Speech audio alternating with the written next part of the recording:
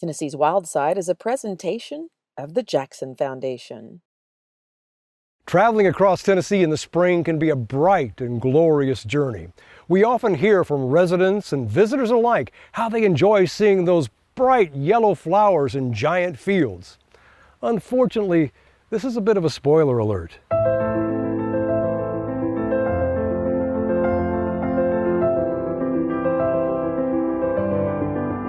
A beautiful sunny spring day is the perfect time for pasture pictures. We were out in the flowers for maybe 30 minutes to an hour, trying to get the horses involved a little bit.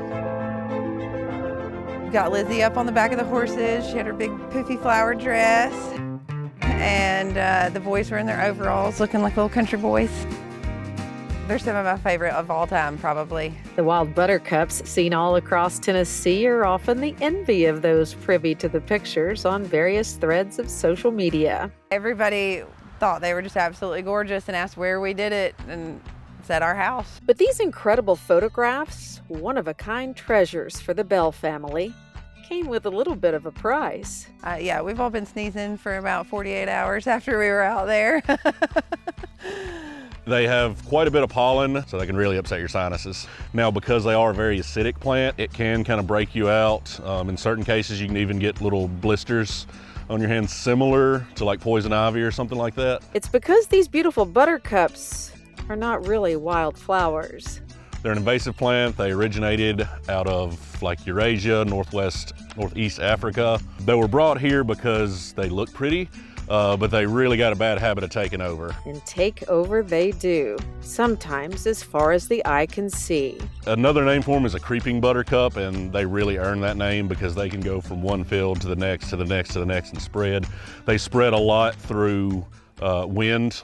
Just blow it from one field to another. But a really common one is if this is in a hay field and it gets cut and wrapped up in hay, you bring it to your farm, they can really take over there. A lot of times the first place you see them is around a hay ring or somewhere where you feed your animals. But unfortunately, this beautiful but invasive wild buttercup is also making its way into residential areas. These things do come up in, people's private land sometimes in their yard. A windy day like today, it can go an extremely long ways. We did think they were wildflowers when they first started popping up. The kids thought they were absolutely gorgeous and loved to go frolic in the field. We did find out that they were an invasive species and noticed that the horses weren't eating them, and yeah, this kind of grown wild from there. The real victims in the war on invasive species are the native Tennessee plants. They use up resources, water, sunlight, nutrients that better forages could use if they weren't here. So the USDA monitors everything that comes in. A lot of these, they're just kind of established at this point, and it's really sort of an uphill battle. Eradication would be almost impossible, so it's really just going to be kind of an ongoing fight while we're still trying to keep out, new pests and new invasive species. Since the proliferation of the invasive species is so far gone at this point, the prescription is a hard pill to swallow for those who hate the very idea. The best way to get them, it's a chemical treatment. You want to get to it early. That's a key to it, is that if you see the yellow buttercups, the yellow flowers, it's really too late for that year. You can still treat them, it'll suppress them somewhat, but to really eradicate them, you need to get to them March-ish, depending on the year, maybe a little sooner, maybe a little later.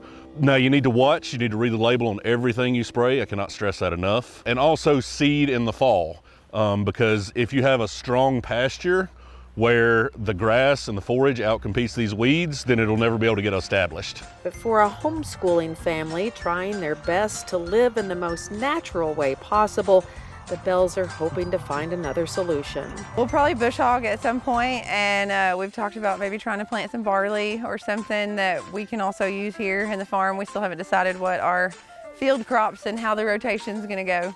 But yeah, we'll probably mow them down here pretty soon. However, before they're gone, a photo op awaits. We actually have some friends coming over in a few days to do some Mother's Day pictures in the flowers. In the invasive weeds, their physical side effects are often the price of priceless pictures.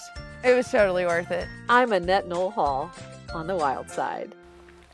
Every county in Tennessee has its very own University of Tennessee Extension agent. If you need guidance in your community, our website, wildsidetv.com, is where you'll find contact information for your local agent.